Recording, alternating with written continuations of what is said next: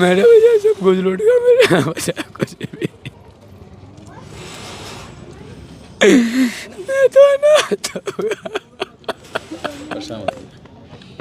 भरोसा रखिए।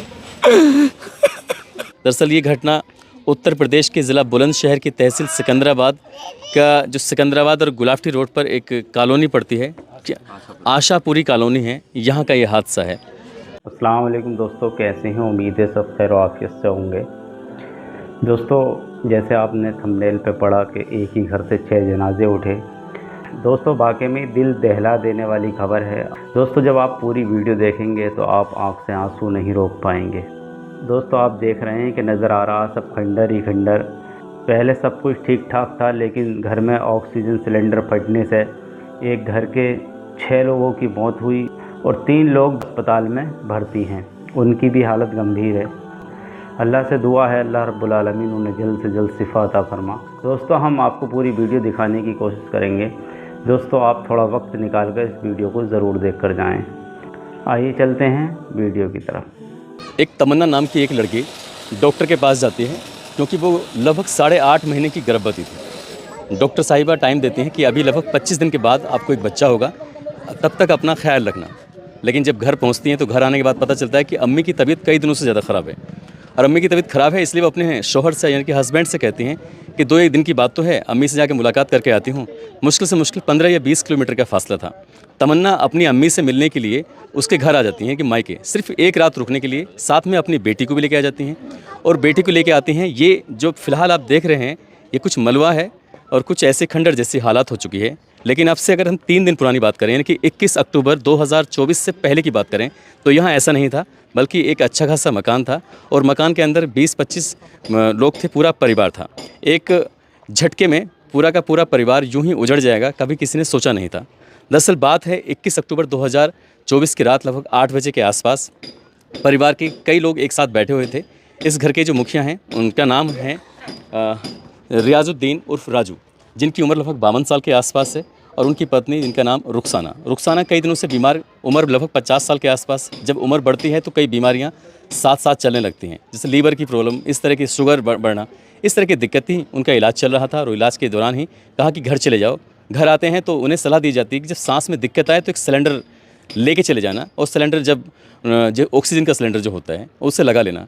ये एक ऐसा घर, यहाँ जो 2 आपको ऊपर नीचे के जो कमरे दिखाई दे रहे हैं, 2 कमरे हैं ये, और साथ ही थोड़ा सा आंगन था, उसके बराबर में रसोई और लैट्रिन बाथरूम, थोड़ा सा आंगन, और यहाँ जो ये ज़्यादा गड्ढा सा आपको दिखाई दे रहा है, यहाँ पर बैठक हुआ करती थी। बैठक के अंदर रुखसाना बैठी हुई थी और रुखसाना के साथ उनके हस्बैंड रियाजुद्दीन बैठे हुए थे, आस मोहम्मद उनके बेटे, सलमान उनके बेटे, बेटी तमन्ना और देवती परी, ये सब बैठे हुए थे। और अचानक ही उन्हें थोड़ी सांस लेने में दिक्कत होती है, और जब सांस लेने में दिक्कत हुई तो कहा कि मुझे थोड़ी तकलीफ़ होती है।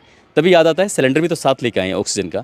उस सिलेंडर के जो भी एक प्रोसेस होता है उसको प्रोसेस करते हैं, उसे खोलते हैं, मुंह पे ऑक्सीजन का जो मास्क होता है उसको लगाया जाता है, और अचानक ही उसमें रिसाव कुछ ज़्यादा तेज़ होने लगता है। रिसाव तेज़ होता है और वो सिलेंडर अपनी जगह पर नहीं रहता, वो इधर उधर भागने लगता है, एकदम रॉकेट की तरह। वो इतनी तेज़ भागता है, इतनी तेज़ कि वो अपने आप को रोकने की कोशिश कर रहा था। दीवारें बहुत हल्की थीं, जिस दीवार में लगता था वही दीवार का हिस्सा गिर जाया करता था।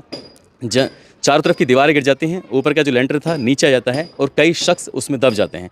उस वक्त घर के अंदर लगभग 25 लोग मौजूद थे, जिसमें लगभग 25 जनों की बात करें तो उसमें 15 या 16 बच्चे रहे होंगे, बाकी उनके बेटे। अगर हम उनके परिवार की बात करें तो इस घर के मुखिया का नाम रियाजुद्दीन, उनकी बेगम का नाम रुखसाना, उनके 5 बेटे होते हैं और 6वीं बेटी होती है। सबसे बड़ा बेटा सिराजुद्दीन, मोहम्मद शाहरुख, मोहम्मद आस मोहम्मद, इंतज़ार सलमान, और बेटी तमन्ना, जो कि एक दिन के लिए अपनी माँ को देखने के लिए आई थी। अब इनकी भी सबकी शादियाँ हो चुकी हैं। सिराज की चांदनी से जिनके 6 बच्चे हैं, मोहम्मद शाहरुख जिनकी नसरीन से शादी होती है 3 बच्चे, आस मोहम्मद यास्मीन से शादी होती है 3 बच्चे, इंतज़ार अंजुम से शादी होती है 3 बच्चे, सलमान अभी कुंवारे थे, उनको कोई शादी नहीं होती, और तमन्ना, उनको एक बेटी और साथ एक बच्चा उनके पेट में था, जिसकी लगभग 8 महीने 20-25 दिन के आसपास उसकी या उससे कम की एज रही होगी। और उस बच्चे ने जब अपनी माँ के साथ यहाँ इस मलबे में दबा हुआ था, बताते हैं कि उस बच्चे ने जो पेट में पल रहा था, शायद माँ से कहा होगा कि माँ मेरा दम घुट रहा है, मुझे यहाँ से बाहर निकालने की कोशिश करो। लेकिन वो बच्चा क्या जाने, उसकी माँ का भी तो दम घुट रहा था। उस लेंटर के नीचे दबकर उसकी माँ भी मर जाती है, बच्चा भी मर जाता है। अब यहाँ से चीख पुकार मचती है, लोग शोर मचाते हैं कि यहाँ पर इस हादसा हो चुका है। रात के 8:04 पर यह हादसा होता है। पुलिस तो 10 मिनट में आ जाती है, अक्सर पुलिस दावा भी करती है और वो आ भी जाती है, लेकिन असल मदद यहाँ पुलिस की नहीं थी। असल मदद थी यहाँ पर एनडीआरएफ की, या फिर प्रशासनिक जो मदद होती है, जेसीबी आती है, या कुछ ऐसे इक्विपमेंट थे जो उस मलबे को तुरंत तत्काल प्रभाव से हटाते हैं और जो दबे हुए लोग थे उनको निकाल पाते। जो दबे हुए थे उसमें से हाथों हाथ जो पता चलता है कि 6 लोगों की मौत हो जाती है। रियाजुद्दीन, उनकी पत्नी रुखसाना, बेटा आस मोहम्मद, बेटा सलमान और बेटी तमन्ना, और तमन्ना की एक बेटी होती है 1.5-2 साल के आसपास की, 3 साल के आसपास की, परी। अब इस परिवार का पूरी तरह से सब कुछ उजड़ चुका है। एक लड़का बचा है जिस लड़के का नाम इंतज़ार है। वो अपनी बेगम को भी खो चुके हैं और उनसे जानने की कोशिश करते हैं कि अब स्थिति क्या है परिवार की। आप देख सकते हैं कि इस भयावह मंजर को देखने के लिए आसपास के लोग भी यहाँ आ रहे हैं। हालांकि इस घटना को 3 दिन से ज़्यादा का समय हो चुका है, लेकिन लोगों की उम्मीद है कि कहीं ना कहीं से कोई उम्मीद, कोई मदद आए और इस परिवार को कुछ और उम्मीद मिल सके। यहाँ अगर आप देखेंगे तो ये पुलिस भी यहाँ पर आई हुई है लॉ एंड और व्यवस्था को देखने के, ताकि कोई किस तरह की व्यवस्था ख़राब ना हो। ये इन बल्लियों को देखकर आप ये अंदाज़ा लगा सकते हैं कि ये बल्लियों का काम था। सिर्फ ये घर घर जाते थे, लोगों के नए आशियाने बनाया करते थे। एक काम होता है लेंटर डलवाने का, तो लेंटर डलवाने काम करते थे। दूसरों के घर बनाते बनाते आज ये खुद से बेघर हो चुके हैं। और हमारे साथ हैं इंतज़ार, अगर आप हमसे बात कर सकते हैं तो 2 मिनट का समय दे सकते हैं। इंतज़ार, आप क्योंकि इस घटना के चश्मदीद हैं, आपके सामने ही पूरा हादसा हुआ है, उस रात का वो वाक़या सुना सकते हो क्या? बहुत गंभीर। जो भी आपको लग रहा है, जो भी जैसे भी आप बता सकते हैं। बता, क्या बताऊँ? सारा बता, कैसे क्या हुआ, कैसे फटा, मसलन क्या हुआ, सब बात बता। भैया भी घर में ही है, मैं यहीं पे खड़ा हा बाहर है। मुझसे पापा ने नहीं की थी बेटा गाड़ी में लगा दे, तो आप अंदर को चले गए। पापा भी हुई है, बहन भी थी, मेरे सारे भैया यहीं पे ही अंदर ही। मेरी भाभी घर में ही अंदर कमरे में। मैं बाहर ना गाड़ी में से उतरा ही बाकिया। इतना तो बहुत तगड़ा धमाका होगा। मैं वही रोल में चाहता आया भैया, मेरी अम्मी भैया इतनी देर में फिर कॉलोनी के आए, ये मदद करने लग गए, उठवाने लग गए। लेंटर ना उठा भैया, सब दब के मर गए भैया। मेरे भैया के छीछड़े हो गए, आधा कट गया। मेरा बाप मर गया तब का, मेरी माँ भी मर गई, मेरे छोटे भैया मर गए। भैया मेरा सब कुछ लूट गया, मेरे भैया सब कुछ लूट गया, मेरा बचा कुछ भी। मैं तो अनाथ हो गया। भरोसा रखिए। चुप, रो मत। चुप।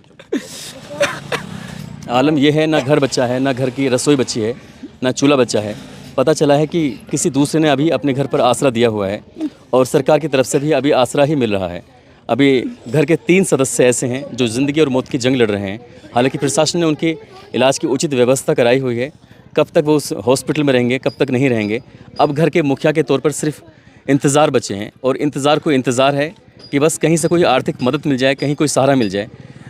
अभी इंतज़ार के कंधे पे जिनका हाथ रखा हुआ है वो उनके मामा हैं, और मामा ने ही उनके खाने पीने की व्यवस्था की हुई है। लेकिन ऐसे वक्त में समाज की भी अपनी कुछ जिम्मेदारियां बनती हैं। प्रशासन की तो खैर है ही, आसपास के लोगों की भी अपनी जिम्मेदारियां बनती हैं कि कम से कम इन आंसुओं को पूछने में जो भी मदद कर सकते हैं मदद करनी चाहिए। दरअसल ये घटना उत्तर प्रदेश के ज़िला बुलंदशहर की तहसील सिकंदराबाद का, जो सिकंदराबाद और गुलाफ्टी रोड पर एक कॉलोनी पड़ती है, आशापुरी कॉलोनी है, यहाँ का ये हादसा है। और अभी इनके ऊपर कम से कम 12-13 बच्चों की जिम्मेदारियाँ आ चुकी है, और साथ ही जो भाभियाँ हैं, पूरा परिवार इनके कंधे पे है। अब पता नहीं ये उस लोड को, उस जिम्मेदारी को उठा भी पाएंगे, नहीं उठा पाएंगे, क्योंकि हालत कुछ ऐसी है। आगे आप तो क्या उम्मीद चाहते हैं, क्या चाहते हैं कि क्या होना चाहिए? आपको फौरी तौर पे किस तरह की हेल्प चाहिए आपको? सरकार से मदद मिल जावे। किस तरह की मदद? मेरा घर बन जा, मेरे भैया ठीक हो जा, और जो मर गए कुछ मिल जावे, जो इन बच्चों से संभाल लूँ मैं, इनकी बच्चों की ज़िंदगी संवर जावे। जो मर गए बेचारे छोटे बच्चे, इनकी पाल पोस लेना, इतना तो हो जावे।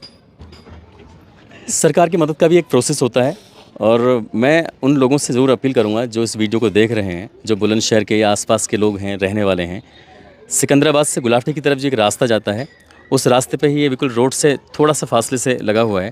आप जिस तरह की कोई मदद पहुंचा सकते हैं तो पहुंचा दीजिए। ये वीडियो बनाने की जो तारीख है वो आज 23 अक्टूबर 2024 है और आप अपने हिसाब से समझ सकते हैं कि आपके पास आप कब इस वीडियो को देख रहे होंगे, तो उस हिसाब से आप जो भी अपनी मदद कर सकते हैं तो कर दीजिएगा।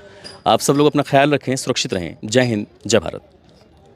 तो दोस्तों आपने पूरी वीडियो देखी, किस तरीके से आपने सुना कि घर के अंदर सिर्फ एक शख्स बचा है और 3 लोग हॉस्पिटल के अंदर एडमिट हैं, 6 लोगों की मौत हो चुकी है। दोस्तों आपने देखा कि पूरा घर खंडर बन चुका है।